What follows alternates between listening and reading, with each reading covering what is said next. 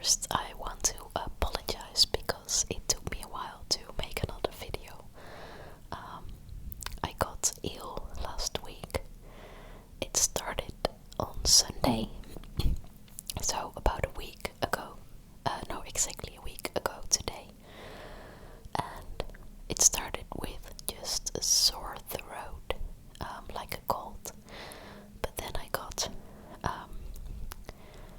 really ill, and I had a fever, and I couldn't go, couldn't do my job, and I was just basically at home laying on the couch. If you hear something, that is Mike, my cat, who is taking a look. Yeah, he always likes it if I start to whisper, and also for her it's been, did I say he? Well, never mind. It's been a while for her as well. So anyway, I'm doing better, luckily. I still have a cold and I'm sneezing all the time. Like, I don't even know how many times I sneezed today. I think like maybe literally like 20 times or 30 times, I don't know. And I don't know how my voice is. I hope it's okay for a whisper video, but yeah, it still feels a bit funny, and my voice is not as good as it normally is, but I think if I whisper, I don't really notice it, but I don't know, you might. Anyway, like I said, I'm doing better, luckily. I'm going back to my job tomorrow.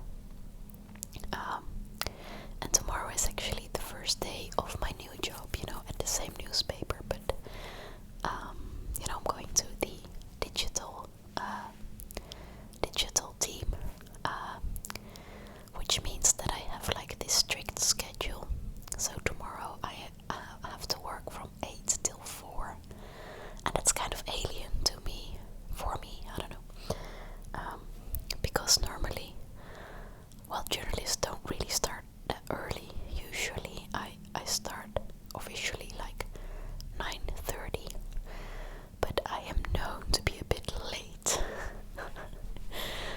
And then I usually work well till my work is finished, and that can be 6 o'clock, but it can also be 7 o'clock or 8 o'clock at night, and you just never really know.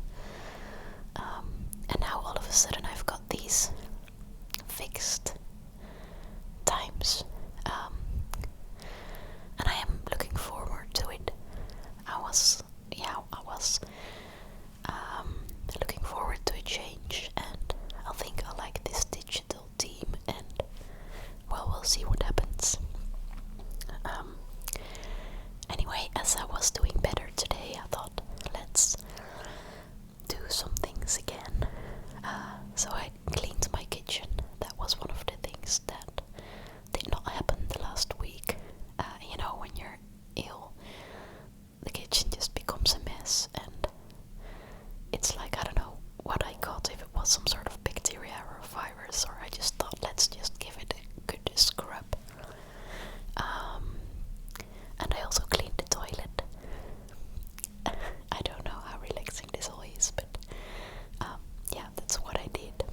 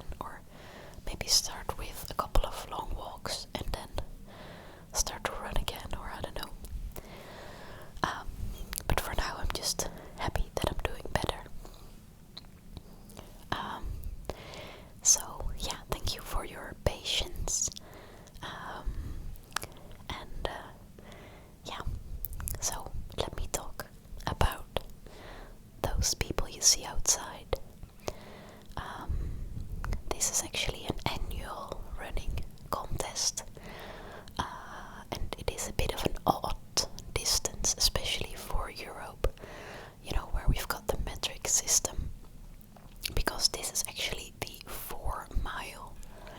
And I think it's an interesting distance because many people can join,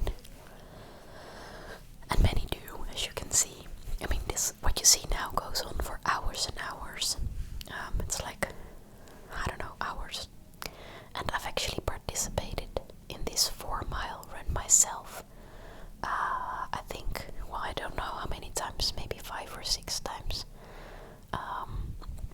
Usually I join the team. Oh no, I think all the time. Every time I ran, I joined the team of the newspaper that I work for. And I was supposed to run today as well, but on Thursday or Friday I sent an email to my colleague that is organizing, our team, that I was not able to participate this year, and they usually have like this list of people who want to go, and but it's sold out quickly, so I think somebody else ran in my place. Yeah. Anyway, it is really fun, and I don't know, 4 miles isn't that long. It is 6 kilometers and 400 meters, something like that. But because it is in mile, that is kind of strange for the Netherlands, and I think for Europe in general. But somehow it has become a pretty popular distance here in the city where I live. And now there are several routes, in the forests, in the nature surrounding the city, where they, put signs on the road so you can see how far you are. And then if you finish the whole parkour, you've done 4 mile. So, yeah, that's nice. And actually, one of the first time that I ran one of those, that was actually the first time in my life that I was going to run the 4 mile. I mean, this was years before I ran the marathon. Sorry, I'm getting a bit out of breath, I'm still not really normal again. I'm sorry about that. I hope this is relaxing nonetheless. Anyway, like years ago, maybe like, I don't know, 10 years ago or 9, I don't know, I ran for the first time, and as a practice for the real 4 mile, I was going to run with a couple of colleagues this parkour, just for practice. And I remember that, it was the official 4 mile parkour, and I remember being at the 1 mark before I thought that,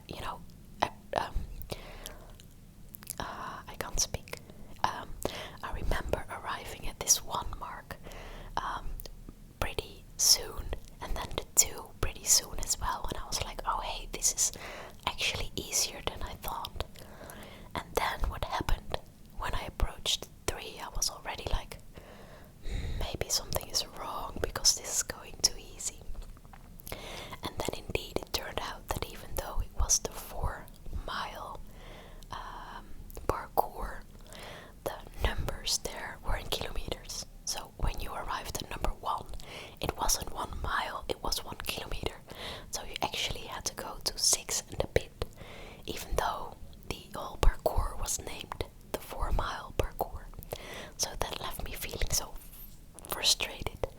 I even think that maybe I told this story before, maybe when I was telling you guys about the marathon, or I don't know, maybe I didn't. Anyway, I thought that was really silly and strange, and just, that's what happened if you mix up the metric system and the, what's the other system called, the American system, I don't know, the mile system.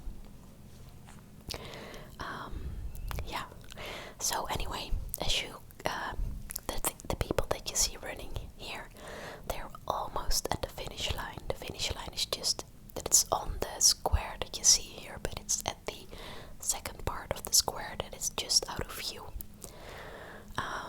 And you can see, oh, I should have told you guys this before.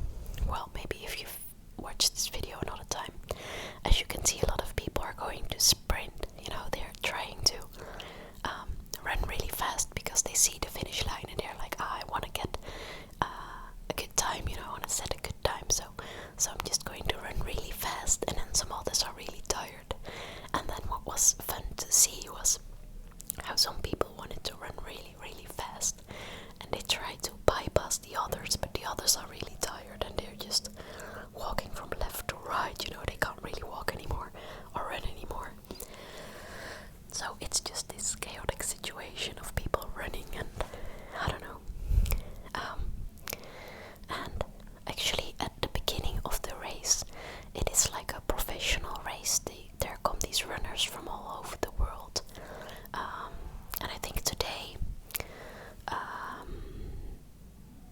there was a guy who was the fastest, and I think his name was Kiplagat or something like that. I think he was from Kenya, and he ran this 4-mile thing in 17 minutes and 11 seconds, if I remember it correctly. And that is just insanely fast, especially if you know that the parkour goes from a bit. I mean, it's not a flat parkour, even though we're in the Netherlands and everything is always flat. The parkour actually goes up a little bit. So it's not, if you would run from this square to the place where the people start and the finish line would be there, you would walk it backwards but the same distance, then actually I think people would get better results, because then you would walking downhill. Well, it's not really like a hill, but I mean, for these professionals, just a couple of seconds might make a bit, might mean that you either lose or win. So yeah. So let me tell you, this week I've watched The 100 like crazy, and I never really watched that series, and yeah, I've got a friend who suggested it once. She said it was fun, but I was like, well, no, that just feels like The Walking Dead all over again, but then for children. Like, nah, I don't want it. A bit like how I didn't want to read the Harry Potter books, because I felt like that's just for children. And boy, was I wrong about Harry Potter. So now, when I was sick, how you don't really want to watch something that you have to pay attention to. I mean, like, I'm really enjoying Better Call Saul at the moment, and also BoJack Horseman, but I didn't want to watch that because it just was too complicated. I have to pay attention, and when you're ill, it doesn't work. So I just thought, let's watch the first episode of The 100, and let me tell you guys, that was like a week ago, and right now I'm in the 3rd season, and there are a lot of episodes every season. So I still don't know if I liked it because I was ill, but let me tell you, it was a lot